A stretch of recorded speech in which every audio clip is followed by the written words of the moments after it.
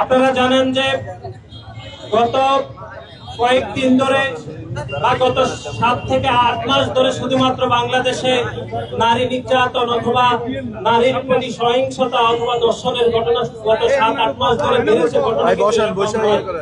বরং গত 15.5 বছর ধরে বাংলাদেশে যারা অবৈধভাবে অবৈধ ভোটের মাধ্যমে ক্ষমতা দখল করেছিল সেই সময়ও কিন্তু নারী নির্যাতনের ঘটনা এর থেকে বেশি ঘটেছিল। কিন্তু তখন আমরা দেখেছি গণমাধ্যম তখন কিন্তু স্বাভাবিক সময়ে ছিল না। গণমাধ্যম সকল সংবাদ পরিবেশন করতে পারেনি বলে এখনকার চিত্র কিন্তু এদেশের মানুষ বেশি করে দেখছে। সুতরাং আমরা স্পষ্টভাবে বলতে চাই, গত 15.5 বছর ধরে নারীর প্রতি যে নির্যাতন, নারীর প্রতি যে সহিংসতা অথবা যে গণধর্ষণের ঘটনাগুলো ঘটেছে সেগুলো কিন্তু গণমাধ্যমে খুব ফলাও করে কিন্তু প্রচার করা হয়নি। আপনারা দেখেছেন 2018 সালে নোয়াখালীর সুবর্ণচরে দানের শীষের ভোট দেওয়ার কারণে আমার বোন ফারুলকে কিভাবে গণধর্ষণ করেছে আওয়ামী লীগের সন্ত্রাসীরা, এখনো পর্যন্ত কিন্তু সেটার বিচার নিশ্চিত হয়নি।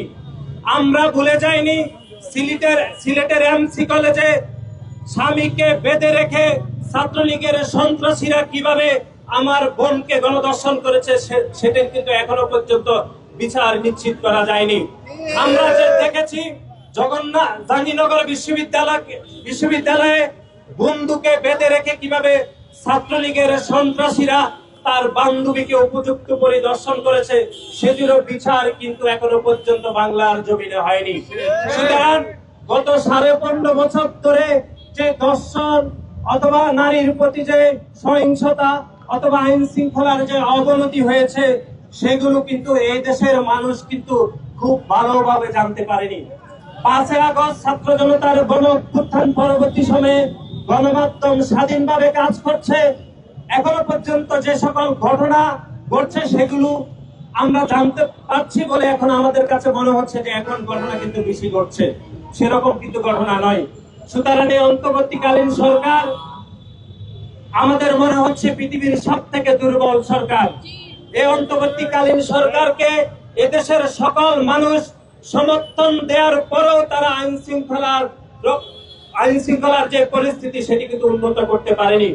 আপনারা দেখেছেন যে মাগুরাতে 8 বছরের শিশুকে কিভাবে উপযুক্ত পরিদর্শন করা হয়েছে, কিন্তু এই দেশের কিছু মানুষ নারীদের পোশাক নিয়ে বারবার কথা বলে আমরা দেখেছি।